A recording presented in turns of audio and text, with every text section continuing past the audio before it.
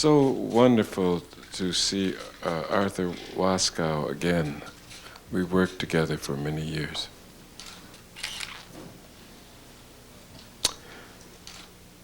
And now, my brothers and my sisters, I am honored to present to you from Chicago, Illinois, from the Nation of Islam, one who has traveled around the world seeking peace,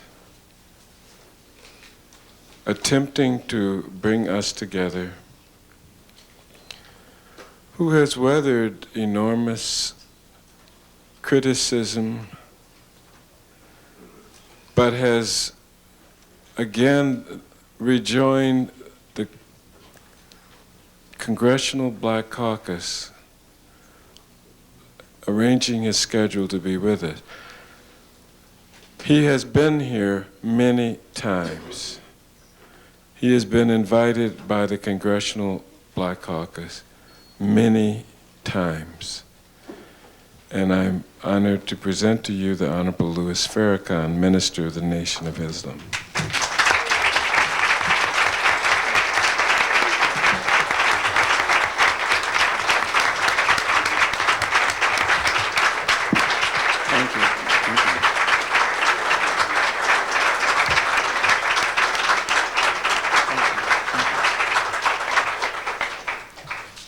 In the name of Allah, the Beneficent, the Merciful, we give Him praise and thanks for His mercy and His goodness to the human family. The greatest of God's mercies is when He sends His prophets and messengers into the world to bring to us divine revelation that may guide us to solve the problems of our time and to create the peace that humanity so desperately seeks and needs. We thank Allah for Moses and the Torah. We thank Him for Jesus and the Gospel. We thank Him for Muhammad and the Quran. Peace be upon these worthy servants of Allah. As a student of the most honorable Elijah Muhammad, I could never thank Allah enough for His intervention in our affairs, giving us one to lead, teach, and guide us into a process that would return us to the original state that we were in before our capture into chattel slavery and our dehumanization as a member of the human family. I greet all of you, my dear brothers and sisters, with the greeting words of peace. We say it in the Arabic language and in Hebrew, Shalom Aleichem, and in Arabic, Assalamu Alaikum, and in English, peace be unto you. To Congressman Conyers, first, I must thank you from the depth of my heart for creating this panel. I know that if it were not for you, I would not be in a panel with such distinguished rabbis and scholars. And I thank you for creating such a panel that would allow me, probably for the first time, to be in a dialogue with members of different religious perspectives, but suffering a common need to find resolution to conflict and bring about peace, not only in the Middle East, but peace in our own troubled lives and society. This subject matter, a dialogue on peace and harmony in the Middle East and Africa, and asking the question, how should the United States change its policy? This is a big topic. And it's so big that it's very difficult to address it as much as we can in such a limited time. But suffice it to say, it's a challenge that we have accepted. And I want to thank the other panelists whom I have enjoyed. I'm sorry I missed the first panelist, but I thoroughly enjoyed listening to each of those who spoke before me. The interesting thing about Jonathan Strum and Rabbi Arthur Waskow and Omar Khadar and Mahdi Bray that I heard is that they all began their talk with the words shalom or salam or peace. Rabbi Waskow closed on this one pillar that appeared to be three. Truth number one, justice number two, peace number three. Both Bible and Quran agree that the heavens and the earth are created with truth, and that God himself is not only the author of peace, but the abode of peace. And both Bible and Quran lay out for us a way to peace, which of course we have not followed. As a result, the scripture says they shall seek peace, but they shall not find it. And they shall not find it because they want peace on their terms rather than peace on the terms of the will of God. Now, there are a few points that I wish to make. First, Kofi Annan, in addressing the United Nations prior to President Bush's speech, talked about the critical problems in the world, and the number one problem that he mentioned was peace in the Middle East. This is such a critical area of the world. It really is the heart of the earth, out of which has come the greatest revealed words and all of the great prophets of God that we admire and love. As a Muslim, I could never classify any revealed word of God or religion based on such word as gutter. I am a victim of purposeful misrepresentation for whatever the reason. As a Muslim, we believe in all of the prophets and all of the scriptures which they brought. And all of these prophets and these scriptures are pure and clean and came to those who were unclean or in the gutter to raise us from that. The mere fact that we have a dialogue today for peace says that some of us have sunk into the gutter. And that gutter is represented by intolerable violence and hatred and bigotry, all of which I have been accused of. But my record is clear. Wait a minute. I soon will be 70 years old, and I never have been arrested for as much as spitting on the sidewalk. I have had no violence with no man. And all those who follow me have never been accused of a hate crime. I want to make my position clear. I am an admirer and a lover of the prophets of God and the religions that they brought. But I must say with truth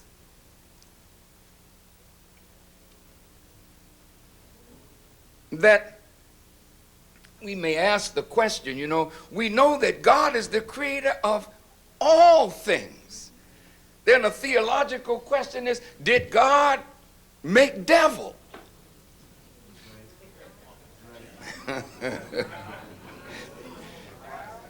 Then if God is the creator of everything, he has some hand in this devil. And as you search for devil, you don't have to look too far.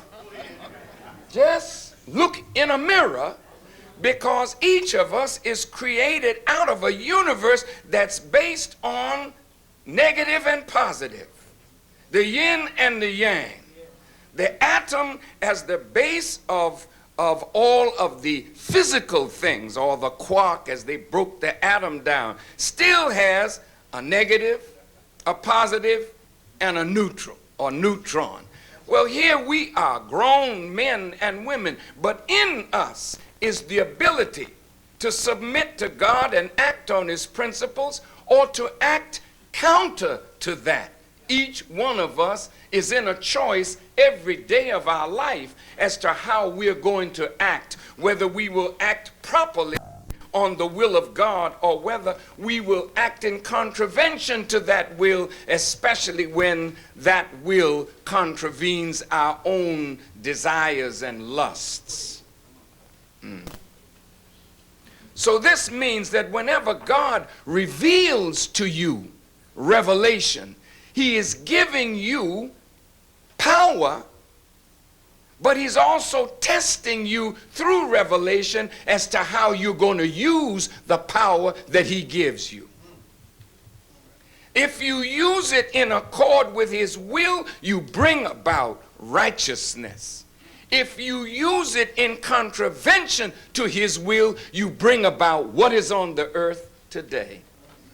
Now, I must say to my dear brother, Rabbi Arthur Wasco, that he raised a very, very important question about how do you respond in the face of hostility in criticizing members of your own faith tradition.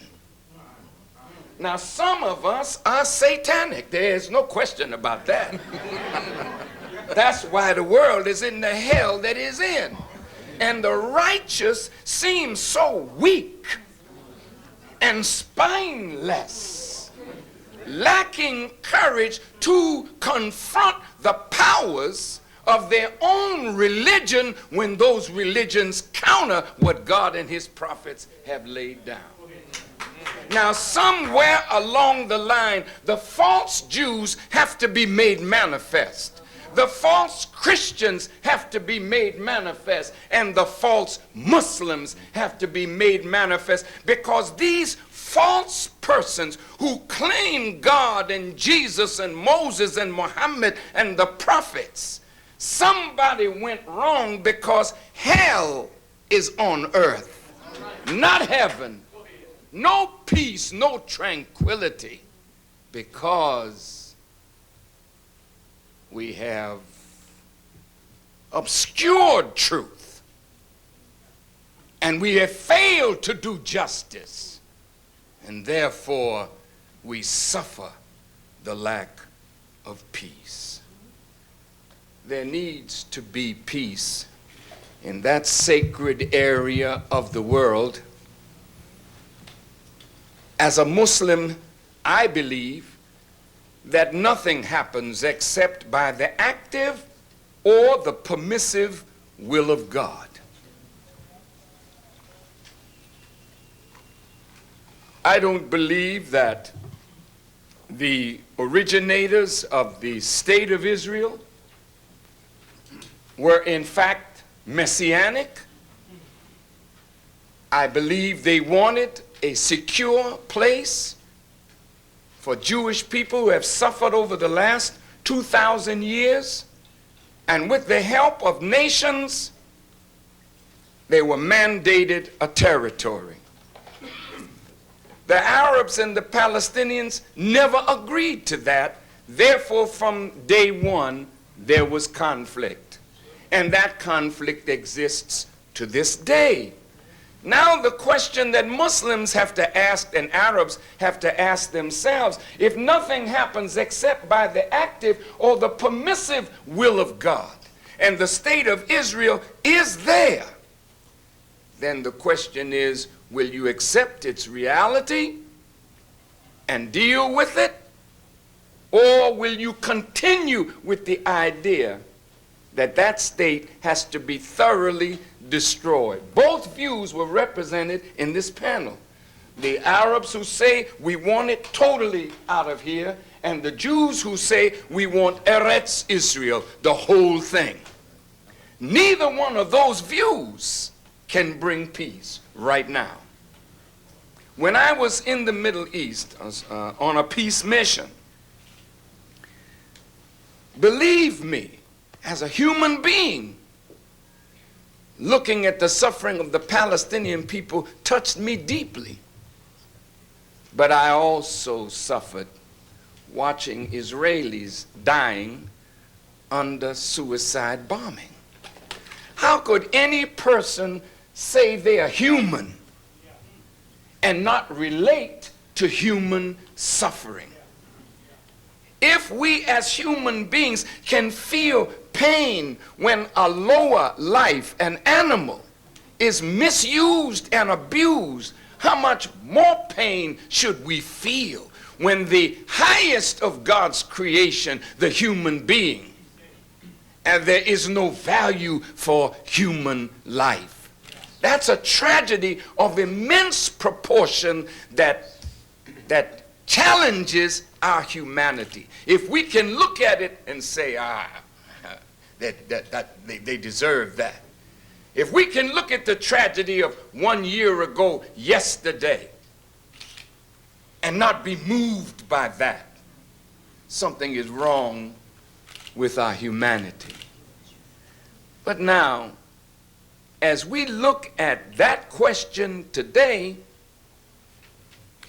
as brother said, the Arab world agreed. Let's recognize the state of Israel. Go back to the borders of 1967 and let's establish peace. When Prime Minister Barak and Yasser Arafat left Taba, there was movement on all sides toward peace, but it stopped because Barak was in the middle of an election, and he went back to Israel and lost to Prime Minister Ariel Sharon. Then everything that was moving in a good direction started reversing its course. Now, it's interesting to me that the President of the United States, ever since he has been in office, has never met with Yasser Arafat, but has met 6 times with Ariel Sharon. It is interesting to me that the President of the United States wants a regime change, not only in Iraq, but he wants it among the Palestinians, but he won't open his mouth about a regime change in Israel. Now, just a minute. As a cantor and a rabbi, at the most sacred site among Jews is the remaining part of the Temple of Solomon, which is called the Wailing Wall. I have been there, and every time I went, I always prayed at the Wailing Wall and prayed Al-Aqsa and prayed at the Dome of the Rock. Why? Because all of those things are sacred to me.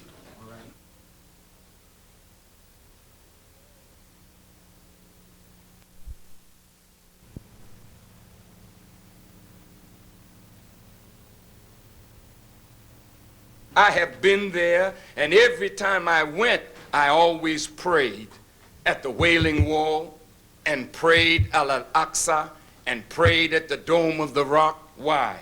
Because all of those things are sacred to me as a Muslim. Now, if Arafat has too much blood on his hands to be an instrument for peace, what about Sharon? The prophet David gathered the materials for the building of the temple. But God told David, your hands have too much blood on it, David. Maybe your son, he will build the temple. So Solomon built that sacred house. Well, you need peacemakers. But the problem is we've gone away from the will of God. It's more political than it is deeply spiritual. And the religious men are at fault because we have allowed the politicians to run the show when it was always the prophets who spoke to the kings and the rulers and told them, thus saith the Lord. We have no right to let Bush or Sharon or Yasser Arafat lead the way to peace. That is, the peacemakers should be those deeply committed to the principle of peace, which is ingrained in the will of God, revealed from Abraham all the way to Muhammad. And if we abdicate our responsibility as religious people in this struggle, then we will deserve what we get, which is the destruction of our children in absolute war, which this Middle East conflict will bring the world to the brink of Armageddon, which will not be good for any of us. So how do we change U.S. foreign policy? The foreign policy of the United States is a reflection of the attitudes of those who make the policy.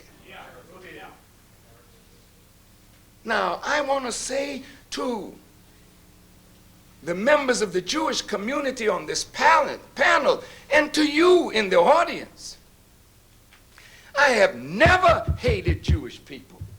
I want this to be clear.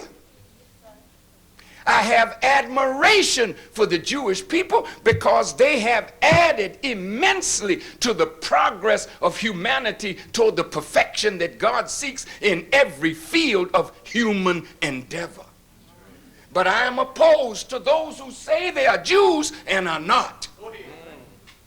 That's my argument. Because those who are not are those who are the purveyors of that which is against what the prophets have ordered. You can't be a Jew and promote homosexuality.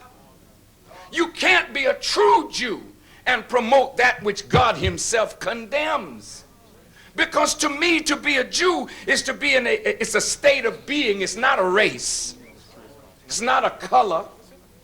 It's a state of being in a covenant relationship with God that is special and unique based upon your obedience to the laws, statutes, and commandments of God. And when you start violating those laws, those statutes, and those commandments, you can't claim to be a Jew. You're an imposter. And the real Jews have to stand up today and address the imposters. And the real Muslims have to stand up today and address the imposters. And the real Christians have to stand up today and address the imposters who have taken the revealed word of God and made it instruments of death and destruction rather than life and joy and peace and happiness for humanity. That is what I think we have to do. Now, I'm going to sit down because I have as much passion as my brother over here, and I believe passion has its place. And sometimes my passion is misunderstood for something else. I didn't misunderstand his passion, and I don't want my passion to be misunderstood as hate or anti-Semitism. My passion is for truth. My passion is for justice. And my passion is to produce peace among us that can never happen unless we are willing to challenge injustice and correct falsehood with truth. It doesn't please me to be against the President of the United States. I don't like to be opposite the head of the house. But if I see the head of the house going wrong, what is my responsibility? He's not a king ruling by divine right. He's a president and a servant of the people. And if you're my servant bringing me my dinner and I don't like the way you're serving me, I have a right to tell you that I don't like your service.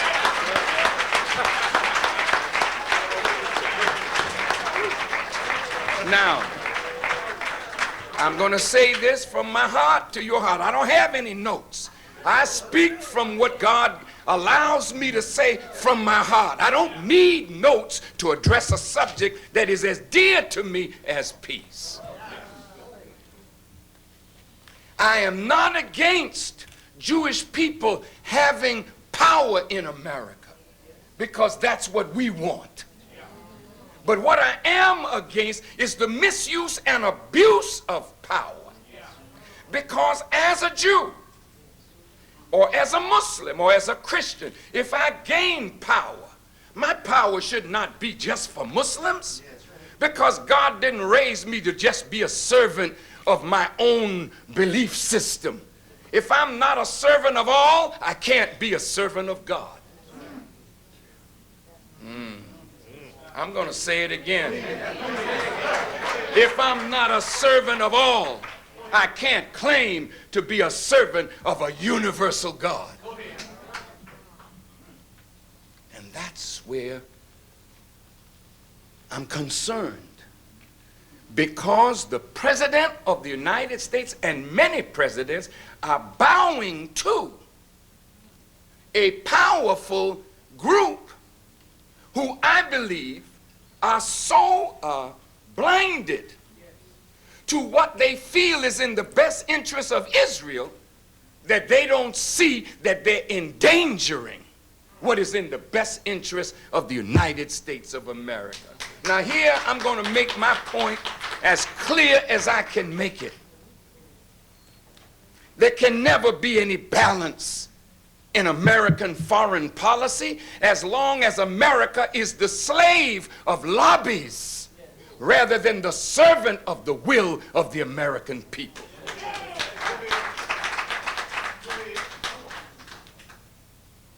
And you can never change America's policy as long as lobbies that give the Congress over $1 billion a year can influence legislation that may or may not be in the interest of the American people, but in the interest of those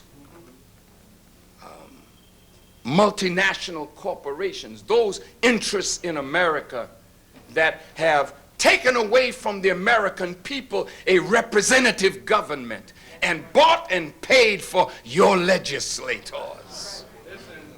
I'm through now. I want to see America made right. America owes something to the world because she's the only remaining superpower, and she didn't get there on the back of white people alone. She didn't get there on the back of Christians alone. She got to be the world's greatest superpower because people from Europe came. People from Asia came. People from the Caribbean, from Central and South America, and from Africa, and from the Isles of the Pacific came here and made America what America is. So America's domestic policy should reflect her gratefulness to all of us who made America what she is. And America's foreign policy should reflect her great gratitude to all the nations that gave her her huddled masses that were yearning to breathe free. Her policies do not reflect that now. And her policies are making her a rogue state in the world. Somebody has to speak. If I'm afraid now, rabbis, I have to say this. If I'm afraid to speak, then who do I fear? Should I fear men as I ought to fear God? No, I can't fear what you think about me. It's irrelevant. You're going to die and I'm going to die. But the question is, what kind of America will we leave when we are gone? If you stay in your seats and say nothing and do nothing, don't think that I'm courageous and you're not. I'm not courageous. I'm in love.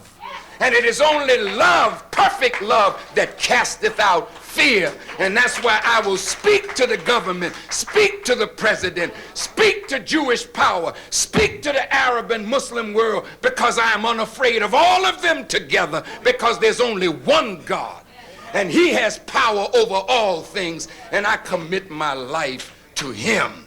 Now, in conclusion,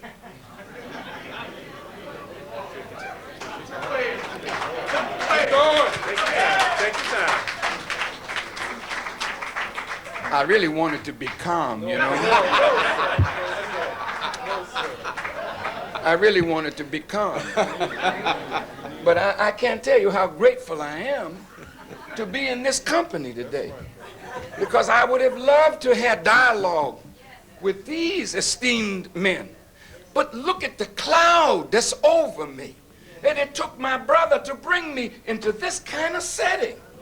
We would never have been in a setting like this if he didn't call me in here, because the cloud that's over me is so thick and so dark.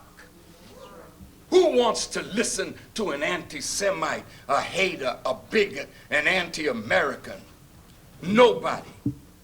So as long as the government can paint me like that, I can't get a decent hearing from the American people. But I'll rise above the din, and I'll rise above the dark clouds with the help of God. And I will speak to the American people today, even if it costs my life. Because my life is not more important than a safe and peaceful world. And neither is yours. We can either pass on to our generations in the future the legacy of our cowardice, or we can pass on the strength of a determined people who said America must live out her creed and become what America is destined to become if good people don't go to sleep, if good people don't hush their mouth, if good writers won't refuse to use their pens properly. If we fail, and especially the religious leaders, if we fail, then we deserve to be assigned to hell. Now, how do you balance this kind of policy? How do you change it? You have to wake up the American people. Ignorance is the death of democracy. An illiterate electorate is the death of democracy. And those who want to confuse the Constitution and play with the Constitution want a dumb citizenry that they can manipulate to make you like sheep do their bidding instead of what is in your best interest. For the president to manipulate September the 11th and the pain of the American people, to go before the United Nations today to talk about Saddam Hussein as though he's the real problem. I suggest to you that right now America is the real problem. And right now President Bush is the real problem of peace in the world. You don't have to talk. I'll say it.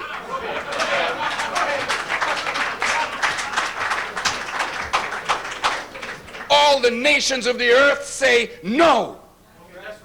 He said today, the Security Council must do its job. Kofi Annan said he didn't want a unilateral action. And he condemned Saddam Hussein for violating 18 Security Council resolutions, as though the nations that were sitting before him had never done that, especially Israel. America is coward in using her leverage to bring peace in the Middle East. America has tremendous leverage with Israel and with the Palestinians, but she's cowardly in not using that leverage because of her fear of that lobby and the so-called Likudniks, those Americans who are so pro-Israel that they really don't care nothing about how American lives are lost or used in a war. Now, the American people have to be awakened.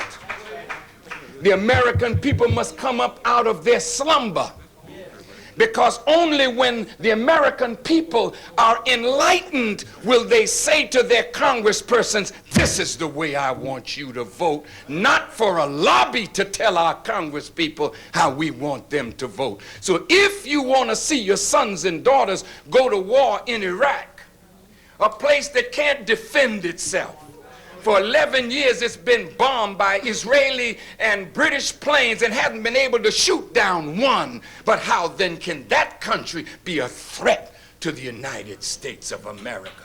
Would you let your president sell you that garbage? How is China looking at this? How is Iran? How is Russia looking at this if America says we'll go it alone? No, China will say get more weapons, because America's going to come after us tomorrow. Russia will say they ain't sleeping on us. We better keep this machinery going. What President Bush is doing, he's literally triggering an arms race in the world, because once he's out of control and will go it alone, no nation that he disagrees with is safe anymore. That's the kind of madness that is in the White House. I think we need a regime change in the United States of America.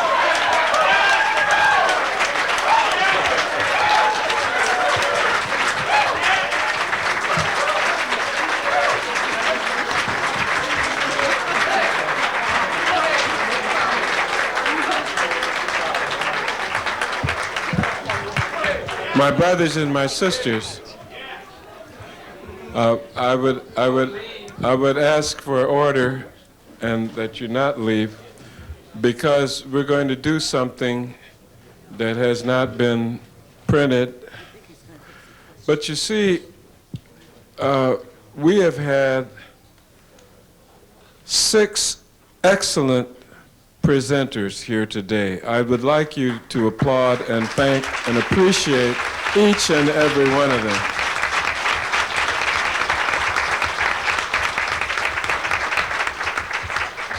We have had a dialogue on peace and harmony, but now we take the next step. See, this is the Congressional Black Caucus. This is not a university symposium. This is not a town hall meeting. We are here in the nation's capital. We are in proximity of the leaders of the most powerful government on earth. And so I am going to invite us to begin the next steps. Now, after you've heard 6 extremely powerful presentations, there has to be a simple question. What do we do now? Man, I was there at the dialogue on peace in the middle. It was great. You should have been there. No. What are a number of recommended next steps? See, we don't leave here feeling good. We got to do something. I've got to take something back to 37 members of Congress, 434 members of the House of Representatives, and 100 senators, and the 43rd selected President of the United States. So we have to begin to examine what we've heard. And I want to begin the examination of the next steps of what we have discussed with our panelists and with you. I've heard some next steps, but I want to invite Omar Kadar and Jonathan Strum, Mahdi Bray, and Minister Farrakhan and Barbara Rose Collins and Rabbi Arthur Waskow for us to begin talking in when we go from here, from this room 1 and 2, when this 32nd annual legislative session of the Congressional Black Caucus is concluded, what do we move out of here with in terms of what I take back to all of my colleagues in government, and what do you take back to all of the citizens in your community?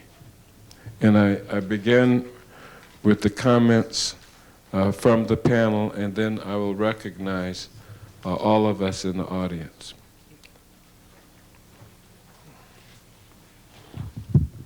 If I may?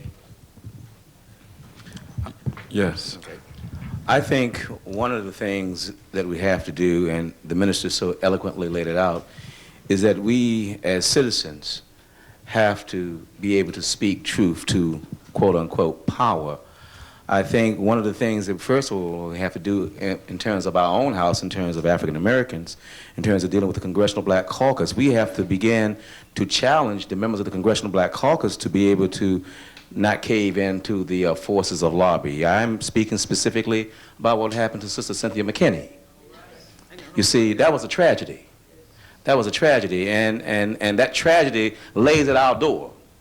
So I'm saying that we've got to go out here and begin to organize, and we've got to organize within the in-house here in terms of being able to address these issues. So when you have people like John Conyers, Cynthia McKinney, Hilliard, who wants to stand up and speak and take a principled stand, that somebody can't come in and pour $1 million into their legislative district and have them thrown out. So I'm just saying that one of the things we need to do now is begin to start organizing on a grassroots level, not only to make the Congress accountable, but to make the members of the Congressional Black Caucus accountable to each other.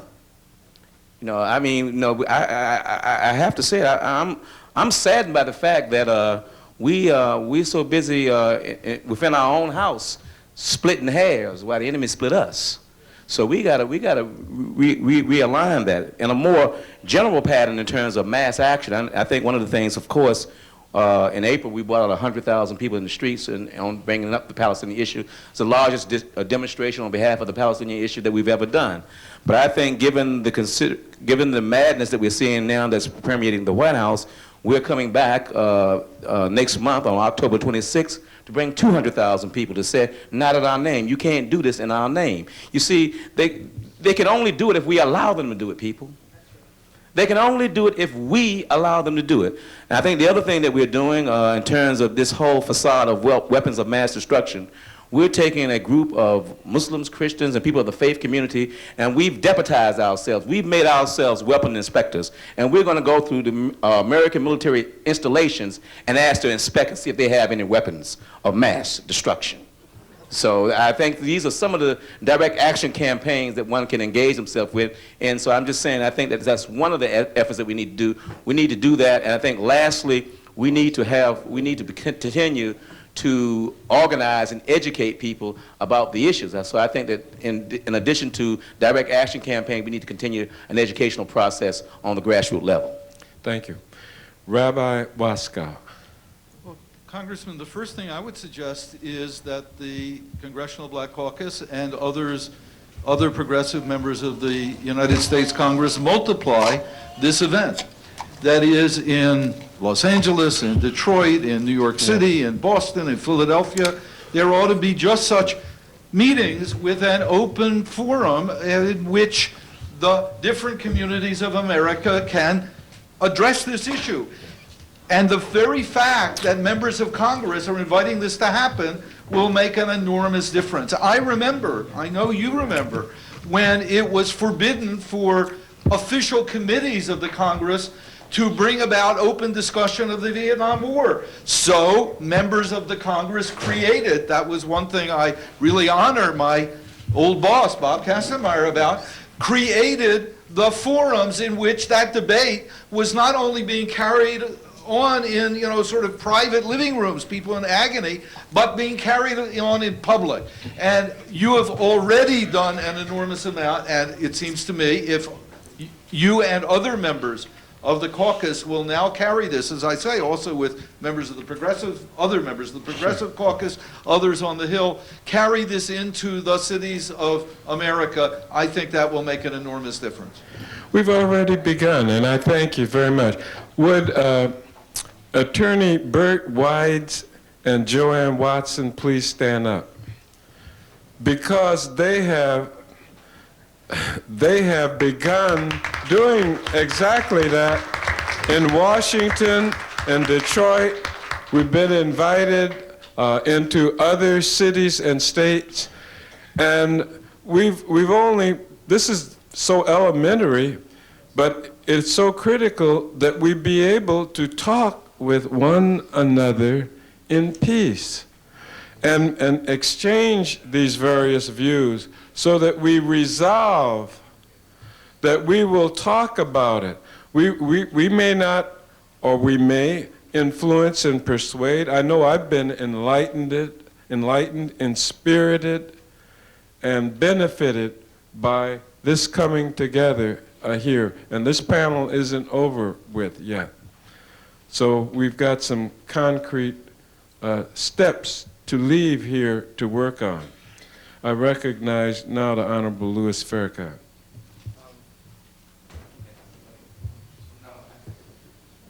If I may, I think in order for there to be peace in the Middle East, we first have to stop the violence. And when I was over there, I have some currency with all of the leaders who are considered the violent ones.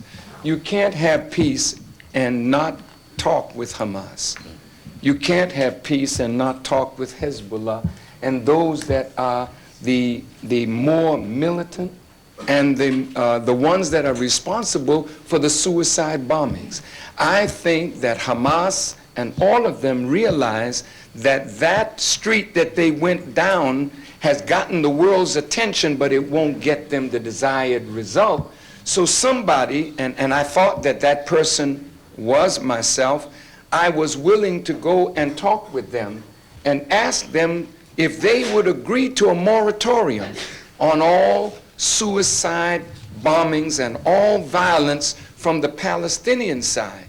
And then if I had the privilege of talking with the Prime Minister Sharon, he's a soldier.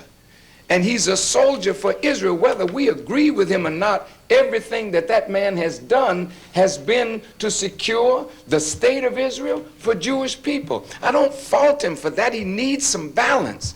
So if I could say to him, if they would give a moratorium on all suicide bombings, would you, sir, pull your troops out of the West Bank and Gaza, and don't build this wall that you propose, and then the United Nations, who mandated this Israeli state, has a responsibility here toward this peace effort. Then look at the peace initiatives that have been put on the table. There's been one by the Arab League, by Saudi. There's been one by Muammar Gaddafi. There's been one by the European Union, and there's been one by President Bush. I think if under the auspices of the UN, if all those peace proposals were put on the table, and if Hamas and the others could see genuine movement toward peace, I believe that the moratorium would last not only for 4 months or 6 months, but it will last as long as they see something coming that will benefit them. I believe they've had enough. They see that they can't win. So why not sit down to a table and bring about lawful dialogue, as my brother Aleem says, and that will lead to peace. And I believe that the United States has that kind of role to play as the superpower of the earth if she is not unduly influenced by lobbies and will take a more balanced approach. And I think Congress has that kind of responsibility to help the president and our government to be an honest broker in this process for peace. Thank you.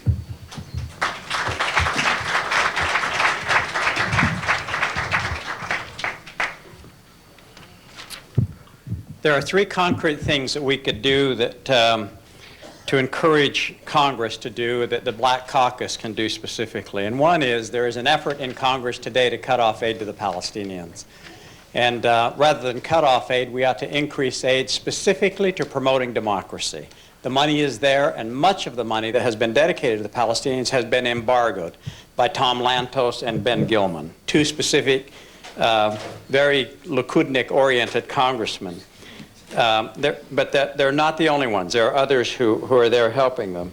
Number two, the Black Caucus should really look at the possibility of an investigation into the use of U.S. military equipment to kill civilians on the West Bank and Gaza. Right. Absolutely. That one is a really easy one to do because the laws are already on the book and they've already been violated, and all we have to do is enforce the law. It doesn't take a bit of creativity, just require an investigation.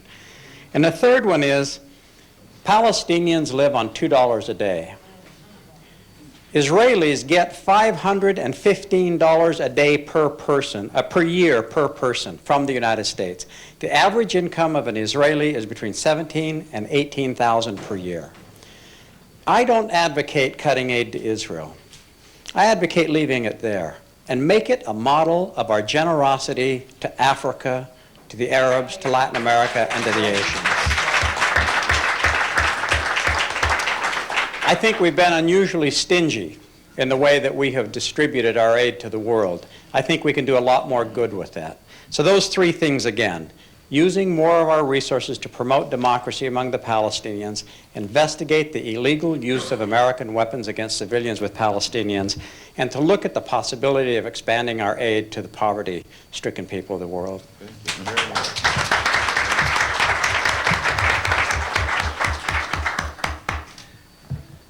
As a professor, I can't help but try to get one more word in. And I also just want to say that I'm going to leave shortly because I have to do God's work and I have to go pick up my children from elementary school. But I cannot agree with Mr. Kadar more.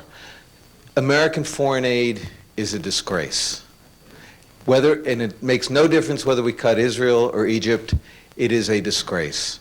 And aid to the Palestinians cannot be cut because economic development to the Palestinians, whether it's in the form of micro finance or whether it's to the PA, and clearly the Palestinian Authority has been corrupt and there have been problems, but that doesn't matter. They need the aid, and it's got to get done. And the same for the aid in Afghanistan, and the same for the aid for Africa. Aid to Africa is a disgrace.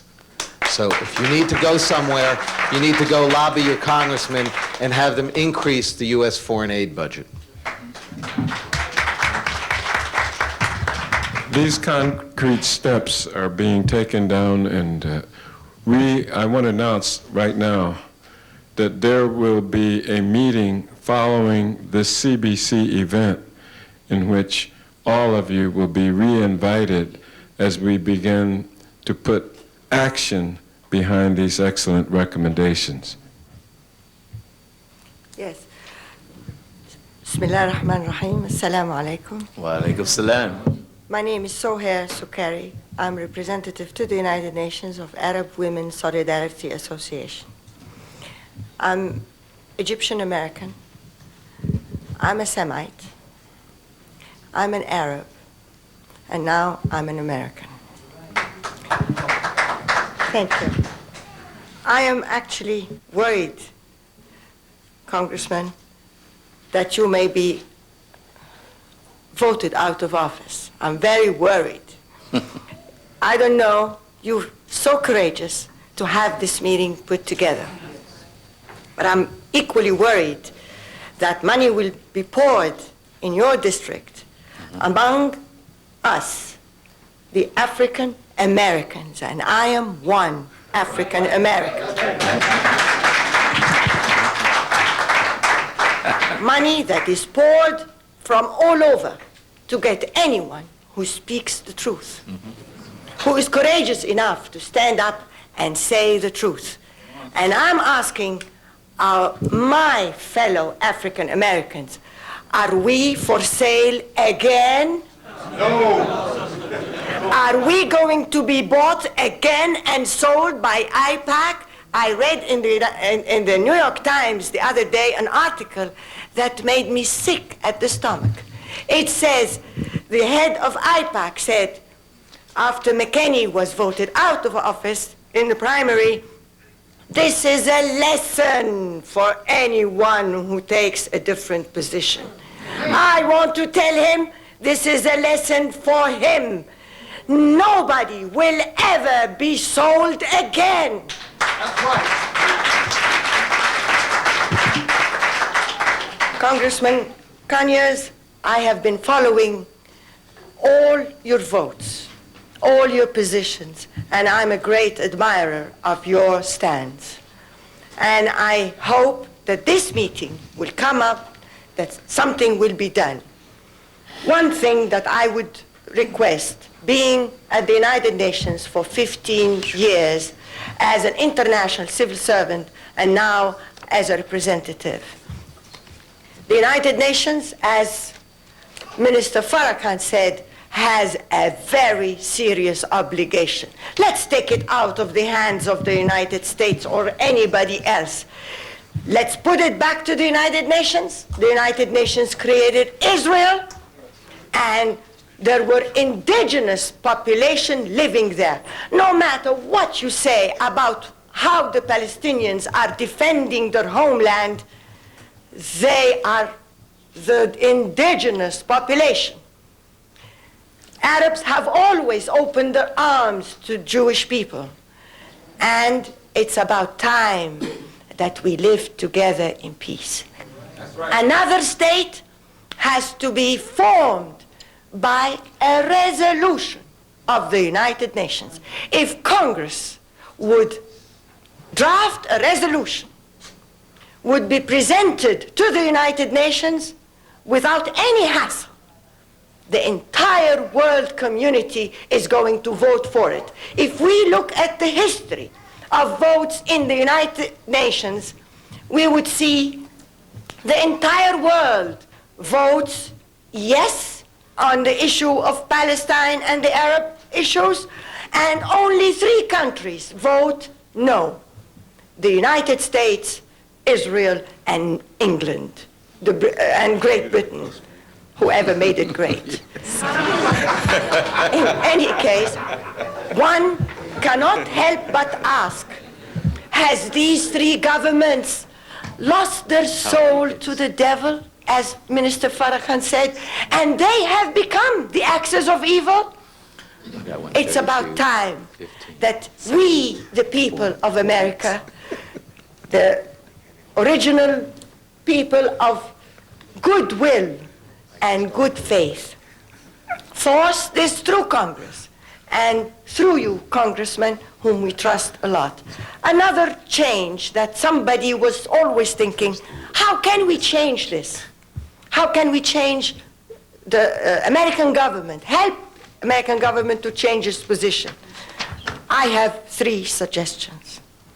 The first one is to get the molehills out of the Pentagon. Wolfowitz, Pearl, and Kissinger, who is still running this government since Nixon. It's about time these people should be out. They have an agenda that has nothing to do with the United States of America, let alone the beautiful Jewish people in Israel who believe the first thing that God asked the Jews to do, thou shalt not kill. Sharon is not Jewish. Sharon is a criminal. And it's about time that we, peace-loving people, help the Jews be liberated, and we help ourselves here in America be liberated from the moles in Capitol Hill. Another point that definitely we should think of a serious, educated, strong, fearless president. Every time we have a president, he's scared stiff that he's not going to be re-elected. That's why the lobbies are paying and scaring them. The only person, to tell you honestly, in the arena that I have heard so far that is not afraid to, as a president, to talk about these issues is a gentleman by the name of Lyndon LaRouche. I read his papers. He's the only one who is standing up to this and exposing these groups. Isn't there anybody else